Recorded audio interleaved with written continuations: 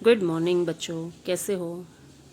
पिछले वीडियो में हमने देखा कि किस तरह पीयूष सोनू और मोनू को लेकर आया था, जिसमें से मोनू मर गया था और वह स्तब्ध सा हो गया था। उसके बाद दादी ने उसे रुलाने की कोशिश की।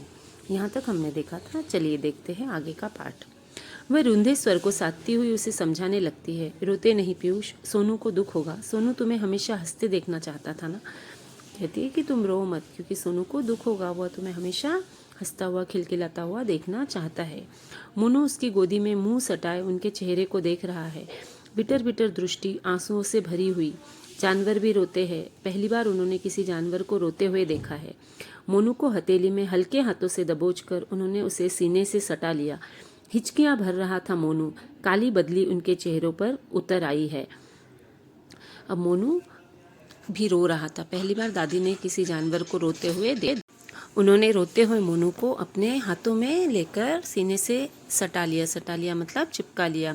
मोनू हिचकियाँ भर रहा था, मतलब रोते रोते उसकी हिचकियाँ भरने लगी थी और काली बदली उनके चेहरों पर उतर आई थी। उनके मुंह रो रो कर काले हो गए थे, दुख से जिस तरह काली घटा छा गई हो उस तरह हो गए थे।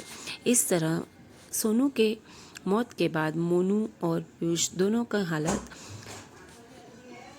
बेकार हो गई, बहुत दुखी हो गए वह। अनिमा जोशी के मोबाइल से उन्होंने बेटे शैलेश को दफ्तर में खबर कर देना उचित समझा था। न जाने परेशान तविशा ने शैलेश को फ़ोन किया हो न किया हो। उन्हें लगा कि तविशा ने अपने बेटे को फ़ोन किया होगा या नहीं, उनके बेटे को, शैलेश को, तो उन्होंने सोचा कि मैं कर देती हूँ। उसके बाद उन्होंने शैलेश से कहा था, तो शैलेश ने उनसे कहा, ऐसा करें अम्मा, घर पहुंच ही रहे हैं आप, नीचे सोसाइटी में चौकीदार को कहकर सोनू को उठाकर अपार्टमेंट के नाले में फिकवा दे। उन्होंने शैलेश से स्पष्ट कह दिया था। छुट्टी लेकर वह फौरन घर पहुंचे। उनके घर पहुंचने तक पीयूष घर पहुंच चुका होगा। नाले में वह सोनू को हरगिज नहीं फिकवा सकती। पीयूष सोनू को बहुत प्यार करता है। जब उनके बेटे शैलेश ने कहा कि अब सोनू को उठाकर नाले में फिकवा दो, वो मर गया है, तो उन्होंने स्पष्ट कह दिया कि वो फ़ौरन घर आ जाए, छुट्टी लेकर, फ़ौरन मतलब तुरंत। और उनके घर पहुंचने तक पीयूष घर पहुंच चुका होगा और वह हरगिज मतलब बिल्कुल भी सोनू को नाले में नहीं फिकवा सकता, क्योंकि वो उसे बहुत प्यार करता है। स्थिति से भगाने की बजाय उसका सामना करना ही बेहतर है।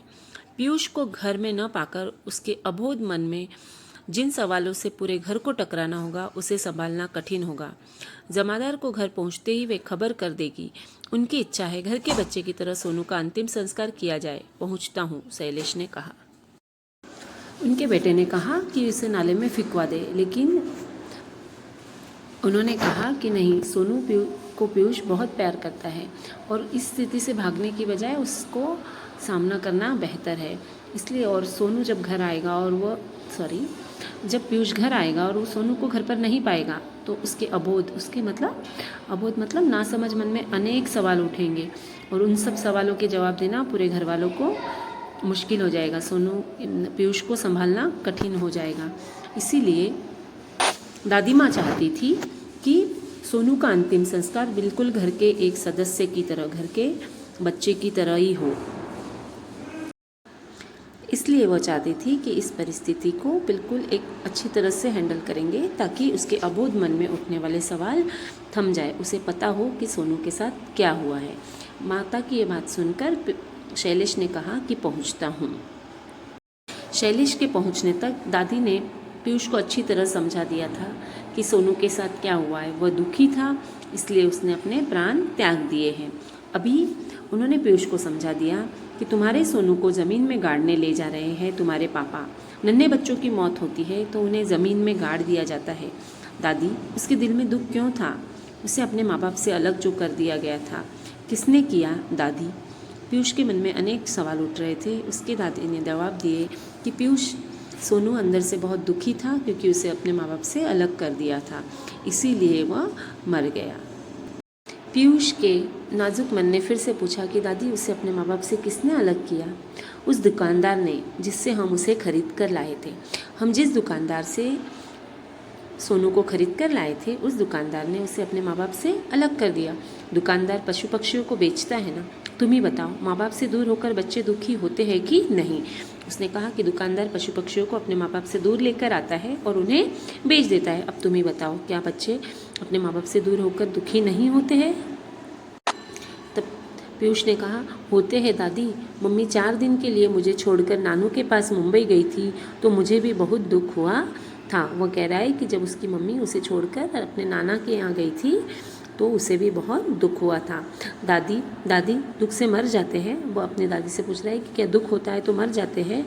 कभी कभी पीयूष। दादी ने बताया कि हाँ, कभी कभी जब हमें दुख होता है तो हम मर जाते हैं। सोनू भी मर सकता है? उसने पूछा कि अब मोनू तो मर गया, क्या सोनू भी मर सकता है? तो दादी ने कहा कि हाँ, मर सकता है। इस तरह दादी ने उसे स्पष्ट शब्दों में समझा दिया कि मोनू मर चुका है और हमें उसका अंतिम संस्कार करना होगा।